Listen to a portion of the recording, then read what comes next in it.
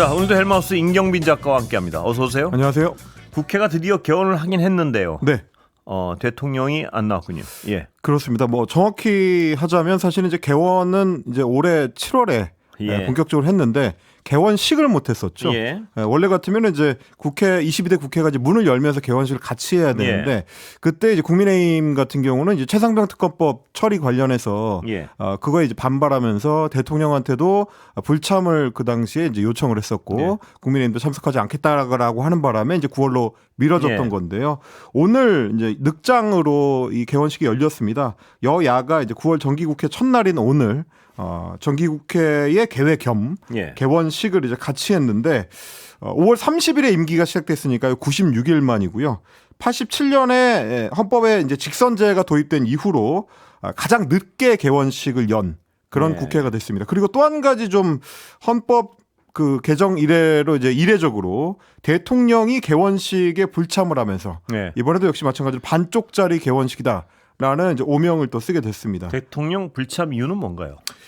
대통령실에서 밝히는 예. 이유는 뭐 이것도 이제 직접적으로 기명으로 뭐 대변인이 밝힌 건 아니지만 예. 대통령실 관계자 발로 나온 얘기가 이렇습니다. 공식 반응은 안 나왔군요. 그렇습니다. 예. 뭐 물론 이제 관계자가 밝힌 것도 이제 공식 반응이라고 할 수 있을지는 모르겠습니다만 이 비실명으로 얘기하는 걸로는 예. 특검과 탄핵을 남발하는 국회를 먼저 정상화를 시킨 뒤에 초대하는 게 대통령이 초대하는 게 맞다. 예. 그러니까 지금의 이제 국회 상태는 정상이 아니다라는 얘기인 거고요. 예. 아마도 이제 민주당을 포함해서 야당들이 탄핵안, 뭐 장관에 대한 탄핵안, 뭐 혹은 검사에 대한 탄핵안 이런 것들을 계속 이제 추진을 하고 특검법을 추진하려고 하는 것. 그런 어떤 강행 처리 시도 이런 상황들에 대해서 책임이 있다. 그러니까 국회를 먼저 정상화를 해주고 나서 대통령을 초대해달라. 이제 이런 얘기인 거고요. 예. 그래서 구체적으로는 대통령을 불러다가 피켓 시위를 하는 등 망신 주기를 하겠다고 의심할 수밖에 없는 상황에서 과연 대통령이 참석할 수 있겠느냐.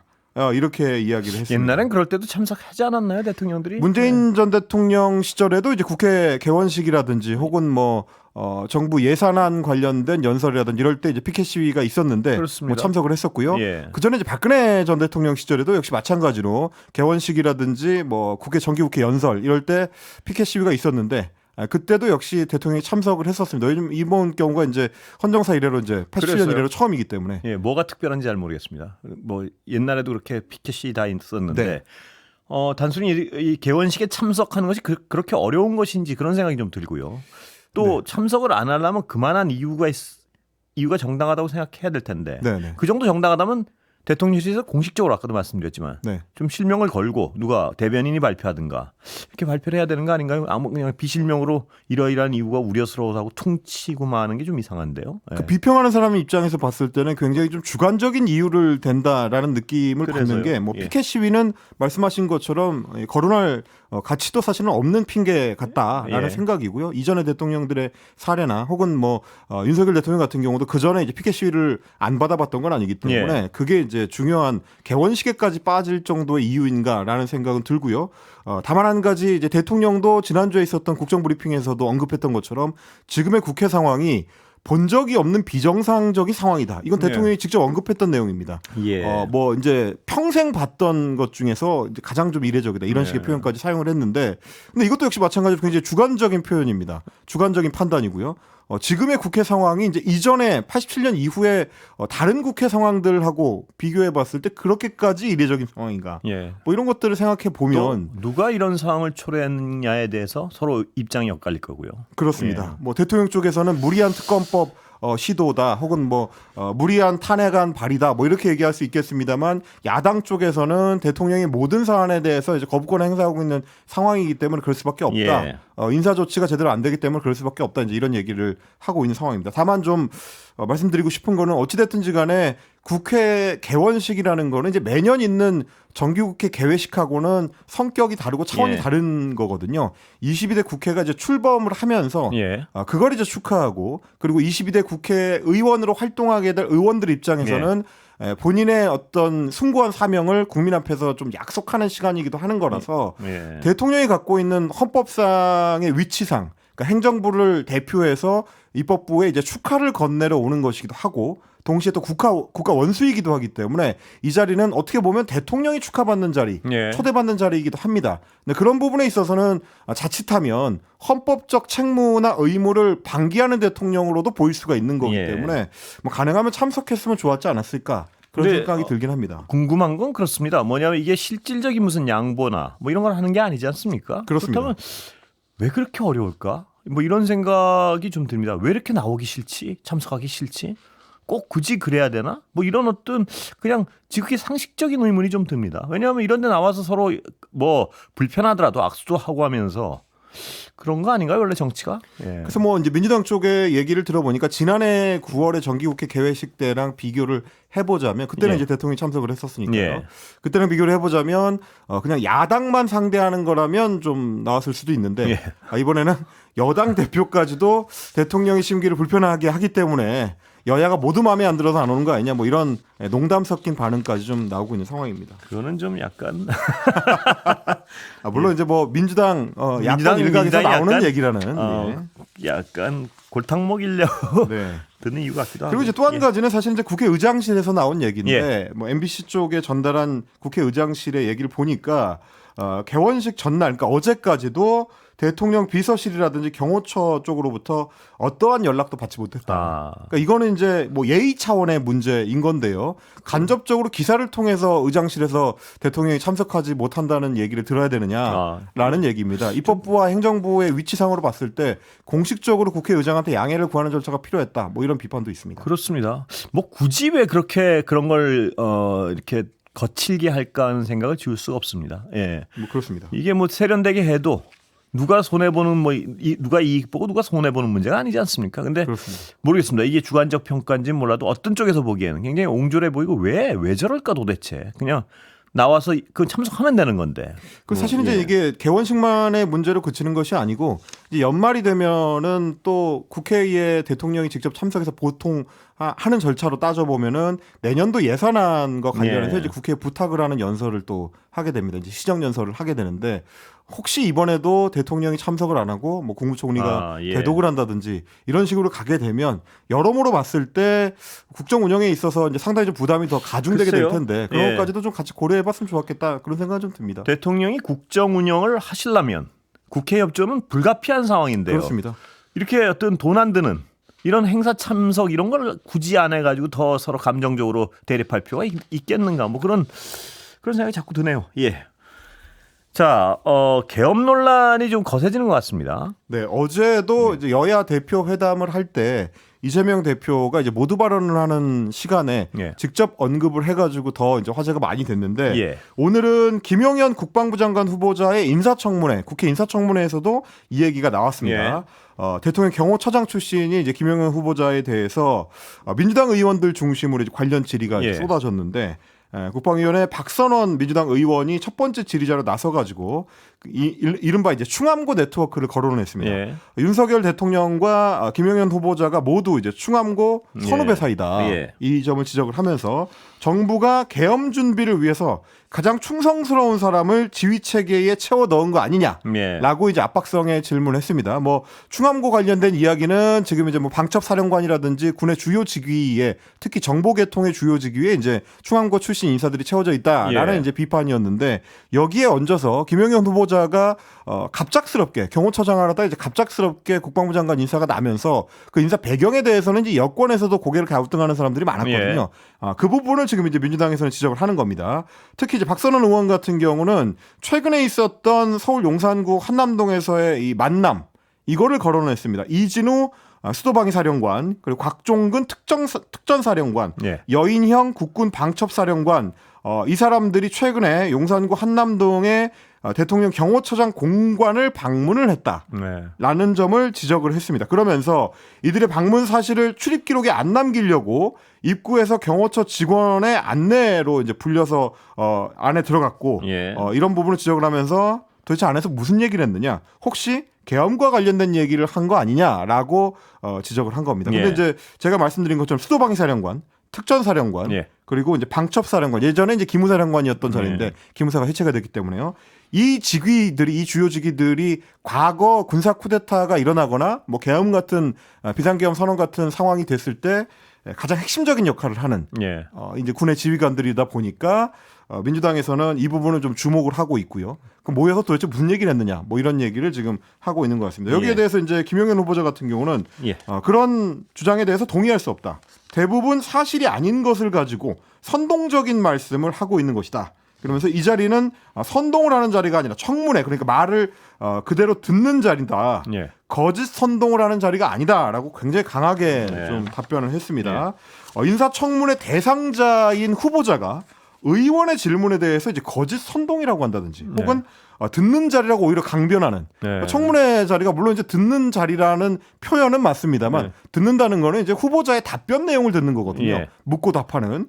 그런데 이제 이런 식의 이제 표현을 쓰다 보니까 야당 듣는 쪽에서는 자리라는 거는 의원들이 듣는 자리라 이 말인가요? 네. 아. 당신은 이제 듣는 사람이다라는 예. 식의 표현으로도 들릴 수가 있는 거라서 예. 당연히 야당 의원들 입장에서는 지금 후보자가 할 수 있는 태도냐라고 지금 강하게 좀 반발했고요. 그럼에도 불구하고 김영현 후보는 이 사안에 대해서는 이제 태도를 굽히지 않는 그런 모습이었습니다. 예. 그리고 추미애 민주당 의원 같은 경우도 이 계엄령 문제를 거론을 했는데 한간에 계엄령 대비를 위한 친정 체제를 구축 중이다.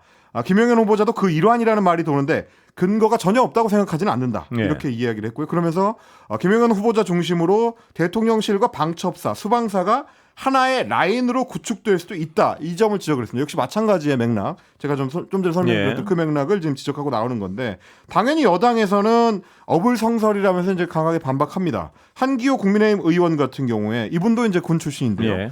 계엄령 선포는 전시 사변에 준하는 국가 혼란 상황일 때에 가능한 것이다. 지금이 그런 상황이 아니다라는 예. 얘기입니다. 그러면서 계엄령이 발령되는 경우에는 그러면 그 상황을 여당과 윤석열 대통령이 만드는다는 얘기냐? 이제 이렇게 이제 반문을 했고요. 그러면서 계엄령이 발령된다고 하더라도 국회에서 재적 의원 과반수가 안 된다고 하면, 그러니까 국회 과반수 이상이 찬성을 하면 이제 계엄령 해제를 예. 요구할 수 있기 때문에 그러면 그냥 끝나게 되는데 이렇게 민주당이 계속 계엄령을 얘기하는 거 보면 좀 황당하다. 이런 얘기를 또 했습니다. 예. 예. 자, 대통령 통신기록조회 관련해서도 좀 논란이 있습니까? 사실 이제 김용현 후보자가 워낙에 이제 이 정권 초반부터 대통령의 측근이다, 최측근이다라고 이야기가 됐었기 때문에 그래서 국방부 장관으로 보직을 옮길 때도 혹시 최상병 사망 사건 관련해서 이제 예. 수사 외압 의혹에 대해서 덮으려고 예. 주무부처 장관으로 옮기는 거 아니냐라는 의혹이 있었거든요. 이 부분을 이제 지적하는 한국일보 보도가 오늘 있었습니다. 해병대의 이제 박정훈 전 수사단장의 보직해임 무효 재판이 지금 열리고 있는데 이 재판 과정에서 박정훈 대령 측이 윤석열 대통령의 통신기록 조회 요청을 했는데 예. 그걸 국방부와 해병대 쪽에서 이제 기각해달라는 의견서를 제출한 겁니다. 예. 근데 그런 의견서를 제출한 시기가 묘하게도 이제 김용현 국방부 장관 후보자가 지명된 직후였기 때문에 예. 그동안 야권이 제기했었던 의혹, 결국 김용현을 통해서 이제 이 사건을 덮으려고 하는 것 아니냐라는 의혹의 이제 어떤 연장선으로 이제 보는 예. 시각들이 있는 겁니다. 그래서 이제 야권에서 이야기하는 거는 이런 의견서를 제출한 시점이 후보자 지명 직후고요. 김용현 후보자 당사자 본인도 수사 외압 의혹의 당사자 중에 한 명이고 네. 치명적인 스모킹 건이 됐으니까 어떤 결정적 증거가 될 수 있는 자료를 애초에 법원으로 못 가게 하도록 원천 차단하기 위해서 이런 어떤 조치를 취하는 거 아니냐 예. 뭐 이렇게 좀 의심을 하고 있는 것 같습니다. 예. 이게 어디 보더라고요? 한국일보 보도로 예. 나온 내용입니다. 예. 자, 그리고 또 어제 오늘은 그 검찰이 문재인 대통령에 대해서 수사를 본격화하고 있는 것 같습니다. 예. 주말 동안에 사실은 좀 가장 화제가 된 기사이기도 한데 문재인 전 대통령 사위였던 이제 서모 씨의 특혜 채용 의혹을 검찰에 수사를 하고 있습니다. 그런데 이 딸 문다혜 씨를 압수수색하는 과정에서 그 영장에 문 전 대통령이 이제 뇌물수수 혐의의 피의자로 예. 적시가 돼 있다라는 게 지금 확인이 된 겁니다. 8월 30일에 이제 며칠 전에 주거지를 압수수색하는 과정에서 이제 그게 확인이 된 건데.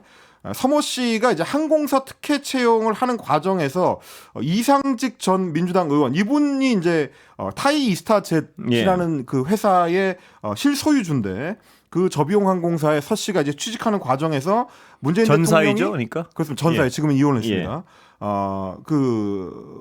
취업을 하는 과정에 네. 이상직 전 의원이 이제 실질적 개입을 했고 그리고 그 배경에는 이상직 전 의원은 중소벤처기업진흥공단 이사장에 임명하는 네. 그러니까 대통령의 권한이 사용된 것 아니냐 뭐 이 부분을 지금 이제 검찰이 이제 들여다보고 있는 겁니다.